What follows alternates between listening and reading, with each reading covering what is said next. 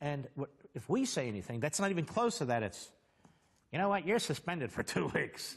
You know what, you're boycotted. You know what, you need to be off the air. All right, whatever. Kamala Harris. Kamala Harris is a backbencher in the Senate, but she is a senator from California.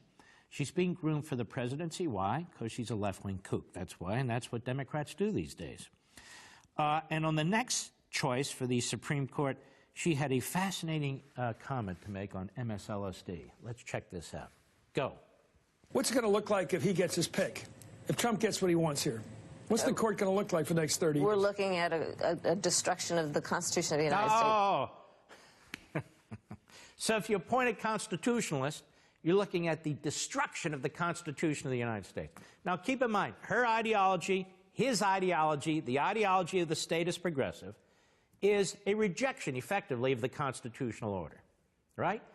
Written by white guys, written by slaveholders, and it doesn't reflect the day.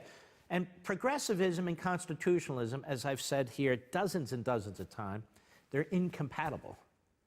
Because progressivism is about centralization, top-down government, where a certain elite is trying to perfect society, perfect mankind, and individualism and individual liberty are really a problem.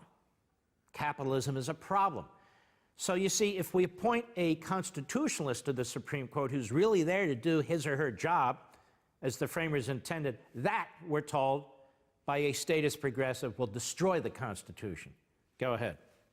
As far as I can tell, based on all of the folks that he's been appointing thus far for lifetime appointments. He's been appointing ideologues. He has been appointing people What's an ideologue? Somebody who believes in the Constitution?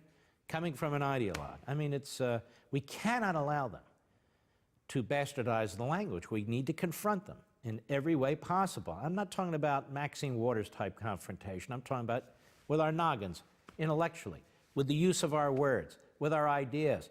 We stand for the Constitution. We stand for the rule of law. We stand on the shoulders of the framers of the Constitution. They stand for all the rest of it. Go ahead. Refused to agree that Brown v. Board of Education is settled law. He has been appointing people who haven't even been found to be... Who said Brown versus Board of Education isn't settled law? 1954 decision. That decision was necessitated by Plessy versus Ferguson, a decision in 1896 that said separate but equal is equal. I don't know of anybody who has said that that's an illegitimate decision. I do know some have said, including me, that the outcome was right, but that should have been decided based on the 14th Amendment due process equal protection clauses of the Constitution in the 14th Amendment.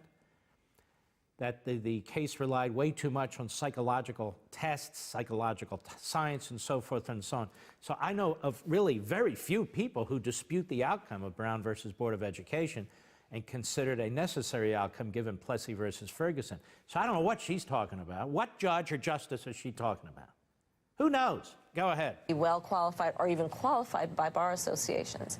So this has got to be one of, and we all need to understand this to be one of the most serious fights that we have yet to have had with this president. And we cannot relent.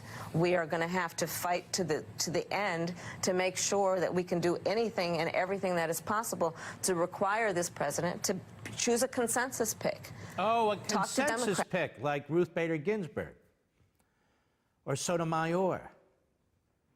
Consensus pick. Is this a joke? Yes, it's a joke. And what is a consensus pick? This isn't politics on the Supreme Court. Well, look, I support abortion, kinda. I support same-sex marriage, kinda. I support interpreting this provision of the Constitution literally. This one I don't.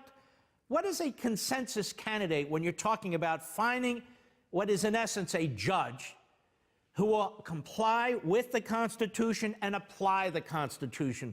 What is a consensus candidate or a bipartisan candidate? Like somebody's running for, what, county commissioner or something. That's not what we're talking about. And don't hand us this from one of the most radical nut jobs in the United States Senate. Don't give us your consensus crap. Go ahead. The position's going to be filled. But with the track record that he has demonstrated so far, it does not look good. And so we're going to have to put all the pressure that we possibly can to make sure that the person... And what are you going to do? What are you going to burn down? Where are you going to protest? Whose face are you going to get into? what are you going to do? Lawlessness in the name of the law. And she is the last one to be telling us about consensus candidates sitting there being interviewed by Spittleface there, Mr. Chris Matthews, and I say that with all due respect, who is a left-wing hack who worked for Tip O'Neill, then worked for Jimmy Carter. So we don't need lectures from these people.